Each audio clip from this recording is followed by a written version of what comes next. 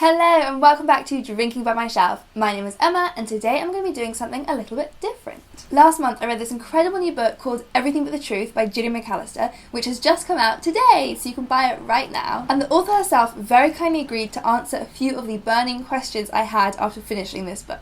So, seeing as she lives quite far away, she has filmed her own answers and now I'm going to record the questions now. Hopefully this isn't going to look too weird and it should go together. So I'm now going to hand over to Gillian McAllister to introduce her own book. Hi fans of Drinking by My Shelf. I'm delighted to come on and do a Q&A about my novel Everything But the Truth. It is about a woman who accidentally glimpses her new boyfriend's email in the middle of the night and she reads that there is an atrocity in his past. The real difficulty she has is that she is pregnant with his child, but more than that, she really loves him. It's about the lengths she will go to find out what he did and what she will put up with for love. Okay, so that's the book. On with the questions. When I'm reading a book, I'm always interested to know how much the authors knew of what the characters were going to do, or how much they found that the characters sort of took on lives of their own while they were writing. That's a really interesting question. I am a plotter by nature, so I never start a novel without knowing, I would say, 80% of the plot points that I want to hit. Like, for example, if Rachel was a real procrastinator and she avoided things and then suddenly she started investigating Jack's past, that wouldn't really work. So I had to know Rachel would be investigative. So the characters were sort of set up already. But of course, as I got to know them, Jack in particular just almost wrote himself. He was this funny, anxious man. He's like a massive hypochondriac. When that came out, and that did really surprise me, I was like, it makes sense because he's had something really traumatic happen to him. But also, our like millennial generation who Google stuff just are a bit that way inclined, and I thought people would really relate to him, especially with Rachel being a doctor. I enjoy the dynamic that sort of switched genders of the woman being more rational and the man being more anxious and reassurance seeking, because I'm not really interested in gender stereotyping. So they did surprise me somewhat, and Rachel, with her leaping over boundaries as the novel progresses. The way of our world now, you can look someone up on Facebook and how much of that is personal intrusion, and what about if you scroll down 8 years through their timeline? What if you found something really damning, and then what if you order a police disclosure exercise against your boyfriend? Like, where is the line? That was what I was really interested in. I'm not sure I would do what she would do, but I think as a reader you want her to, because you want to know, and so you're conflicted, and that did surprise me. I imagine that writing a book must be so draining, especially one with so many emotional twists and turns like this one had. So I was really interested to see what the experience was like emotionally for Gillian. It's funny actually, there is a quote that says no tears in the writer, no tears in the reader, but I've never once cried. It's quite a weird process. I think a lot of it is unconscious for me, because the things I write come really, I don't know where they come from. And then it's only when I read my work back, I see that the things I was experiencing in the year prior or during the writing have come up. The only scene I got super emotional about was when Rachel talks to Amrit outside the hospital about their careers, and he talks about the death of a baby in his first year as a midwife, and that has come from direct family experience, and I named the baby after the baby in my family that died. Yeah, that was emotional. But the rest, I almost feel as though I'm kind of observing them and writing about them, so they're not me. Everything But the Truth is about trust. It's about Rachel deciding whether or not she can be with Jack, even though he's done this terrible thing in his past that he's not telling her about. And when I was reading it, it made me think about the kind of trust that you can ever have with people. Because quite often I find someone that I really love and trust will do something or say something that I think, that actually wasn't very nice, what you just did. But it doesn't stop me from loving them or trusting them overall. But I think the question I had when reading it is, what's that line?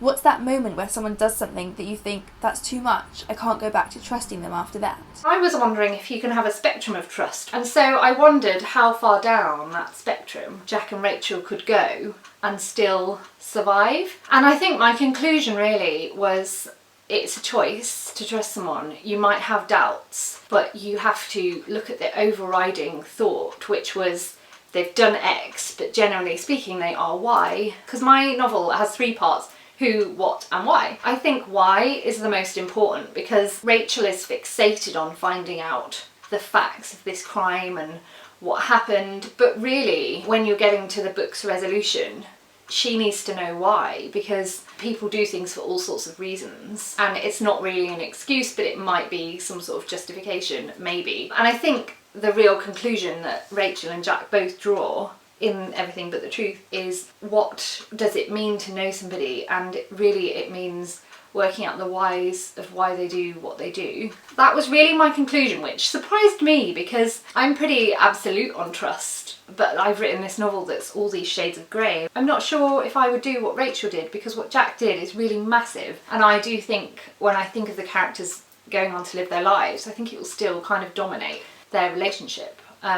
So we're not all as forgiving as Rachel, maybe. Everything But the Truth is set in two places, Newcastle and a Scottish town called Oban. And I've got a question actually that someone on Twitter, Purple Hornet, asked me to ask Gillian, which is, how did she come up with the locations that she used? For some of my novels, the locations are practical, and Everything But the Truth more so than any other, because it hinges on a piece of Scottish law, a really, really interesting criminal law loophole which enables a defendant to kind of inhabit a place between innocence and guilt. And I wanted my heroine, who is English, to feel sort of alienated when she crosses the border to be with her boyfriend, because it's a book about how much you can ever really trust the one you love. I wanted her to feel as though they had their roots in different places, and that would make the crime stuff that she uncovers about her boyfriend even more unsettling. Newcastle was a complete no-brainer because my dad is from there and he has lots of brothers and sisters and they have lots of children, so my family sort of dominates Newcastle. And then Oban, I was just quite drawn to it. One of my friend's boyfriends had recently been there. He had some Oban whiskey. I liked the name and I liked the oldness of the whiskey, and I thought like a family with generations in Oban would be pretty interesting, and Oban and Newcastle are not too far apart. And the more I found out about Oban during that conversation, I found out about the mist, pervasive mist, pretty much every single day of the year, and I just thought there's no more perfect place to set a mystery